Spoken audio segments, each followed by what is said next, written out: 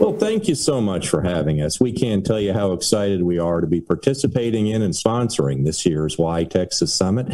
I'm Jim Perschbach on behalf of Port San Antonio.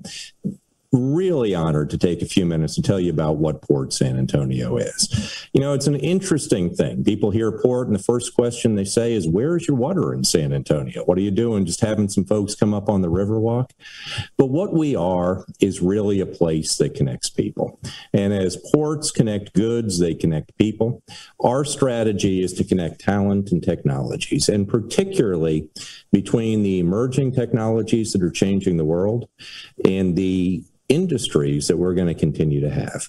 There's some great examples of that going on here at Port San Antonio that we're tremendously excited about. We've got a company called Xyrex, and what they've done is build a 72-foot tall robot with a 20-kilowatt laser attached to its arm. And while that sounds absolutely terrifying, it has a tremendous opportunity for the world. The first thing it does is take one of the most dangerous and environmentally difficult portions of aircraft maintenance, which is stripping the coating off of that airplane, and it automates it. Instead of having to use 400 gallons of toxic chemicals, about 4,000 gallons of wastewater, and about 30 tons of carbon dioxide, this robot goes in there, saves all those environmental conditions, and saves about 60% of the time. The net effect of that is that we can take an industry that has been largely commoditized and that is so important to Texas, which is the aviation sustainment industry, and reshore an awful lot of that work because we have solved a pressing problem that has been challenging that industry for years.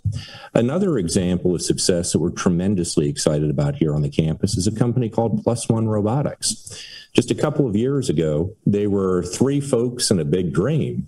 And what they wanted to do was take industrial robots, which are really yesterday's technology, and move them into uncontrolled environments. So they have developed a software suite that allows these robots to see, to think, to feel, and to do it all under a level of supervised autonomy.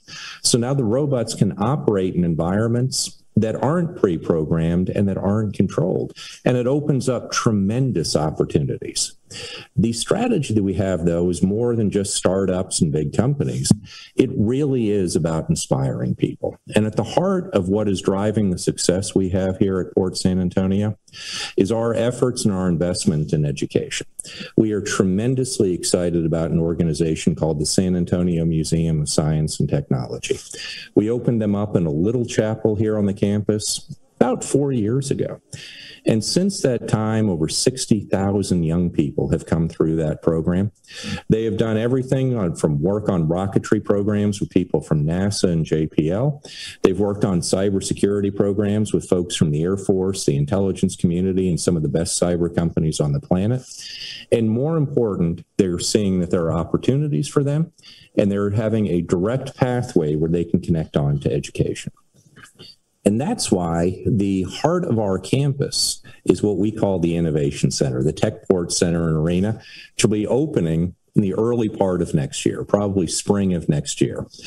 What that is going to be is not just the largest gaming arena that we know of under construction anywhere in the world, but it's a place where we can bring in young people and not so young people, allow them to see some of the technologies that are being developed, to see some of the challenges the biggest industries in the world have, and to work on ways where they might be part of the missing piece, whether it's as talent or whether it's as technology.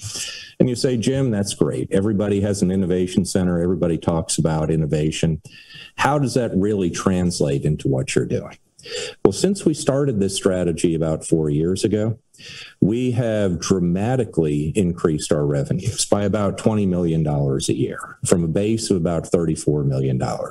We've done that by driving up our net operating income, but all that is just the tools that we use to do what we need to do. In those 4 years, we've added over 5,000 jobs on this campus, and we've done that largely without having to incentivize any job.